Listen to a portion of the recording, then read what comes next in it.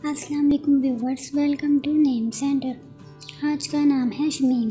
शमीम नाम के इंग्लिश में स्पेलिंग SHAMEN।